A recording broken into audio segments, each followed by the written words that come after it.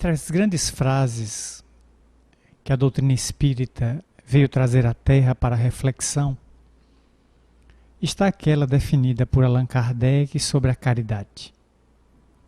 E foi estabelecido, num dos capítulos venerandos do Evangelho segundo o Espiritismo, que fora da caridade não há salvação.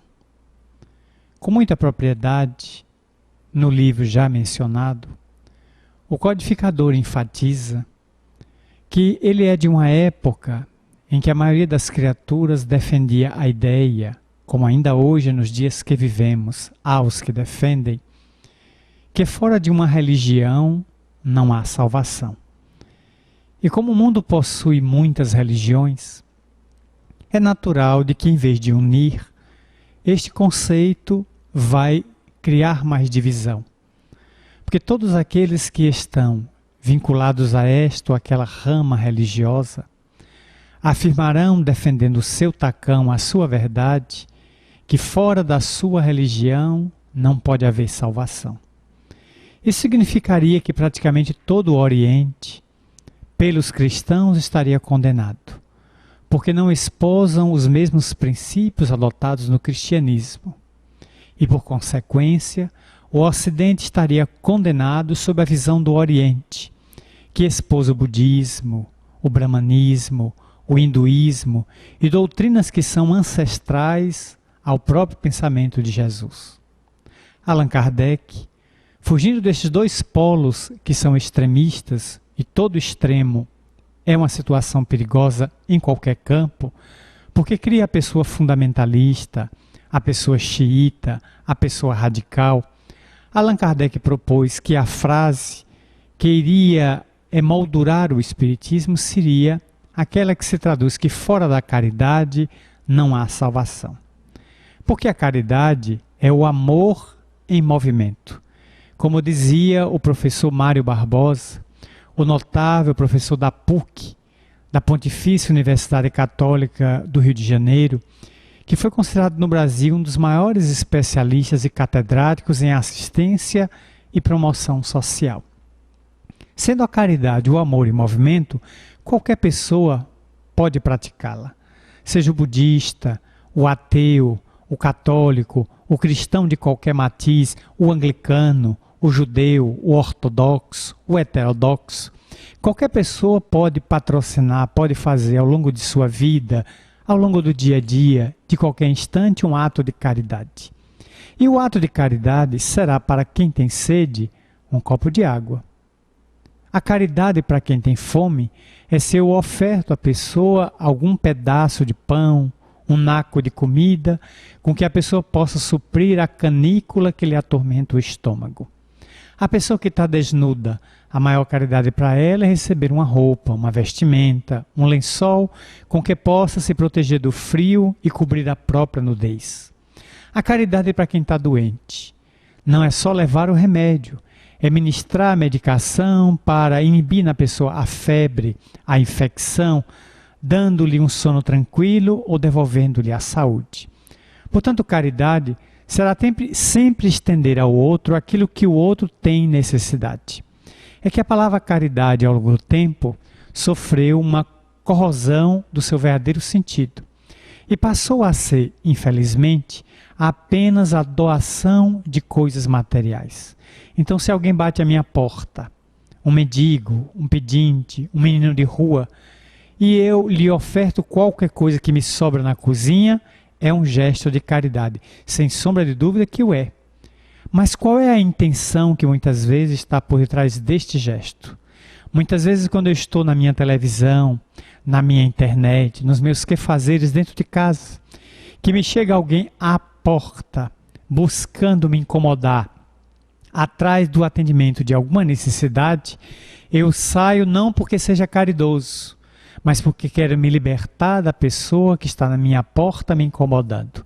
Então eu levo qualquer objeto, eu levo uma comida, eu retiro qualquer coisa e dou com asco, dou de certa maneira aquele objeto, aquele pedaço de pão, com uma certa agressividade. Volto meu rosto como a pedir à pessoa delicadamente que me deixe em paz na minha atividade, no meu mutismo, na minha televisão, na minha telenovela, no meu futebol. O que eu não quero é ser incomodada. E para Deus, muito mais valioso do que o ato é a intenção. Deus não nos julga pelo que fazemos, mas pela intenção que está por detrás daquilo que fazemos, que nem sempre reflete necessariamente as nossas tendências interiores. Sem sombra de dúvida, em O Livro dos Espíritos encontramos a melhor definição do que seja caridade, quando na questão 886, o codificador, de maneira inspirada, interrogou as vozes da imortalidade, perguntando qual era o verdadeiro sentido, como a entendia Jesus da palavra caridade. Como é que Jesus interpretava a palavra caridade? E os Espíritos disseram 3 coisas que fogem da habitual doação de coisas materiais. Para Jesus, o verdadeiro sentido da caridade seria o perdão das ofensas, a benevolência para com todos e a indulgência para com os erros alheios.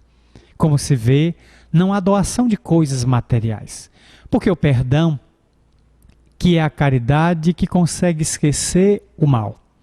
Esquecer nem tanto, porque o esquecer está muito na área da memória. Se alguém me pisa o pé, se alguém me tripudia, se alguém me trai, eu posso lembrar daquele fato durante 50 anos, 100 anos, porque está na memória. É como uma máquina fotográfica que registra o momento, ou uma filmadora que filma uma situação e a película permanece por dezenas de anos. Mas o verdadeiro perdão é eu não desejar o mal à pessoa. Porque guardar na memória o ato bom ou o ato mal é mnemônico, é fotográfico. Agora, não desejar o mal à pessoa que me fez o mal, esse é o verdadeiro sentido do perdão. É tolerar a pessoa quando encontrar-me com ela, mesmo que na memória me venham os fatos em que aquela pessoa se tornou meu algoz, se tornou meu justiceiro, alguém que me prejudicou em algum interesse. A indulgência. Eu preciso de indulgência para com as minhas próprias imperfeições. Então é natural que o outro também reclame a indulgência, porque não sendo eu perfeito, é natural que ninguém mais o é na Terra, planeta ainda caracterizado por ser de provas e de expiações. Precisamos, pois, ter indulgência uns para com os outros, nos tolerarmos, porque temos muitas falhas. Todos nós estamos sendo tolerados diariamente por pessoas que estão ao nosso redor, subordinados, chefes, vizinhos, amigos, conhecidos, parceiros ou parceiras. Muitas vezes, se viessem a público falar o que sabem de nós, colocariam para fora os nossos mais bárbaros defeitos, que escondemos dos outros, mas não temos como esconder daqueles que vivem conosco debaixo do mesmo teto. E naturalmente que nós sabemos também defeitos das outras pessoas. Então a indulgência pede que nesse momento a gente oculte o defeito do outro, para ver no outro que ele tenha a melhor parte, o seu lado bom, o seu lado luminoso. Então o perdão, a indulgência, são o corolário de um tripé que vem chamar agora a benevolência. Muita gente julga que a benevolência é aquela pessoa que dá coisas. Então, se eu me torno alguém pródigo, que frequentemente nas minhas viagens trago um mimo de Nova York, um mimo da Europa ou do Paraguai, para ofertar àquela legião de amigos que me cercam, eu passo a ser tido por todos eles como uma pessoa boa. Não, eu apenas posso ser uma pessoa pródiga, uma pessoa mão aberta, que dou certos objetos aos amigos, mas não me dou. Nós comumente fazemos isso no Natal. O Natal, que já está bastante desfigurado, passou a não ser mais ser o aniversário de Jesus Cristo. Não, passou a ser a festa desse estranho homem vestido de vermelho que representa o refrigerante afrodescendente, o refrigerante que o financia e que ele percorre o mundo distribuindo coisas. Ele sempre dá coisas, ele nunca se dá. Não se vê uma propaganda em que O Papai Noel distribui um gesto de ternura. Ele distribui coisas. Ele nunca para visitar os doentes, os enfermos.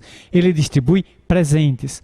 A boneca que quebra as pernas, o carrinho que perde as rodas, a bola que fura, o apito que deixa de apitar. É preciso, pois, resgatar o espírito do Natal. E o espírito do Natal deveria ser da benevolência. Eu me dar. O que acontece é que passamos a dar presentes para as outras pessoas.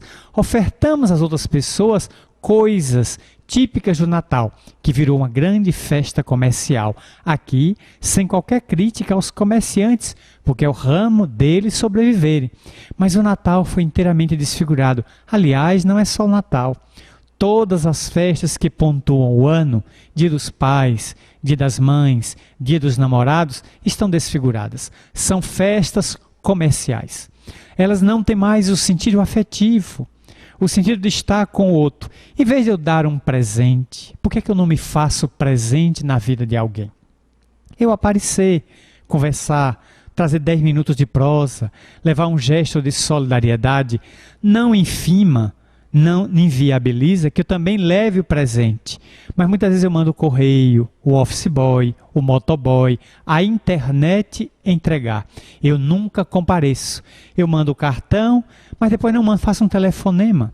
E o cartão atualmente é virtual, o que torna o presente extremamente frio. Porque não consigo mais nem escrever e tomar uma caneta e colocar ali num pedaço de papel, num cartão, as minhas próprias impressões sobre a pessoa. Há muita gente que está perdendo até a caligrafia. Digita muito bem, mas já não escreve mais como escrevia antes, nem o próprio nome, porque está desaprendendo, tornando-se um replicante na frente de um robô. São os desafios dos nossos dias. Portanto, a caridade vem nos convidar a sermos pessoas autênticas, a ofertarmos o nosso perdão, podendo até continuar lembrando da problemática que nos afligiu, mas não desejando ao outro mal que ele nos fez.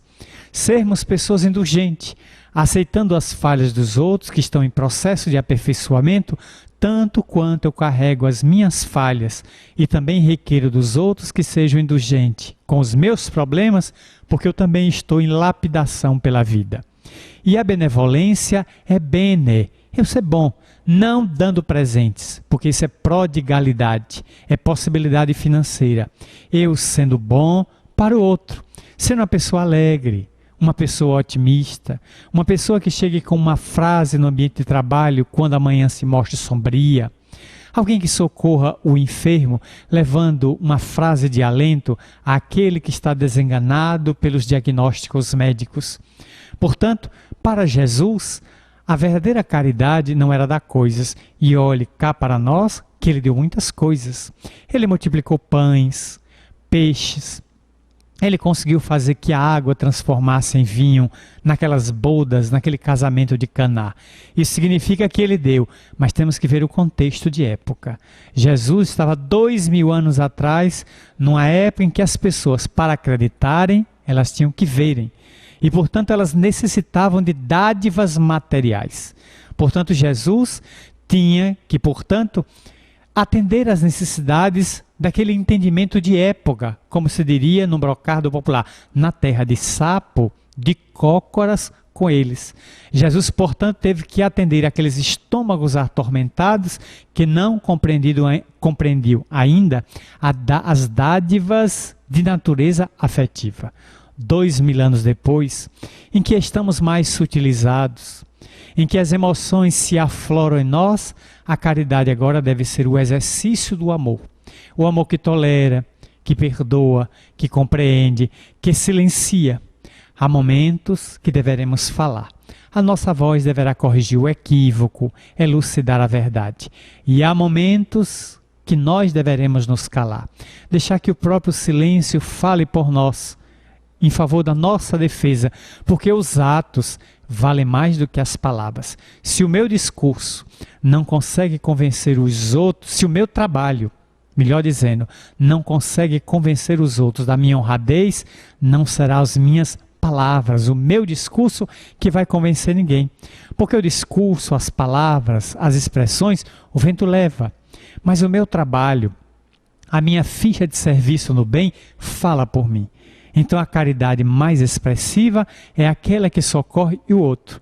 Conta-se oportunamente que por volta do ano de 1908, na Rússia, em Moscou, duas damas resolveram ir ao teatro de Moscou assistir uma peça de Boris Godunov. Era uma peça de teatro muito bela e muito expressiva.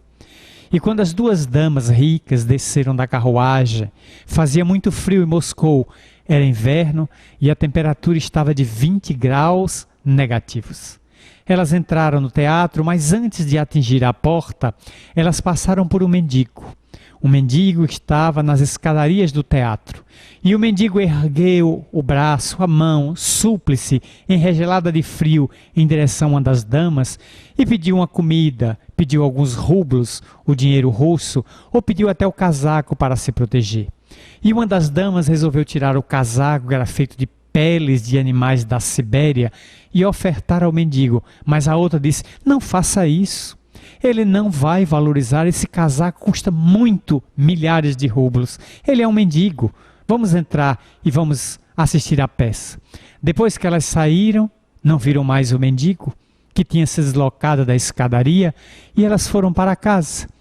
E ao chegar em casa, tomando chá, um chá quente para esquentar aquele rigoroso inverno, a dama que ia fazer o gesto de caridade lembrou-se do mendigo.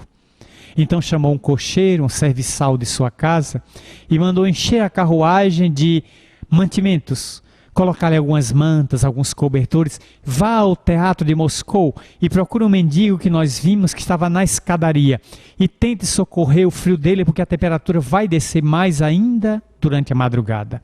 O cocheiro foi e minutos depois voltou, dizendo à madame: mas senhora, eu encontrei o mendigo, ele estava morto de frio. Ele havia morrido.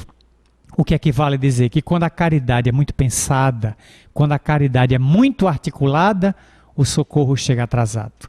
Então, se eu tiver que fazer a caridade, eu devo fazer na hora que o pedinte está pedindo, que está clamando, porque mais tarde pode ser tarde, como fez Jesus. Jesus socorreu a massa que tinha fome, produziu ali pães e peixes para 5.000 pessoas. Ele não podia adiar. E depois ele contou o sermão da montanha para os estômagos saciados. Nas bodas de Caná, ele transubstanciou as águas em vinho para ofertar àquele casamento os bons augúrios, os bons presságios. Portanto, a nossa caridade deve ser vibrante. Ela nunca deve esmorecer. Kardec, portanto, nos convida a tornar a caridade uma bandeira em estado permanentemente hasteada no íntimo de cada um de nós, como uma flâmula no próprio coração. Muita paz para todos.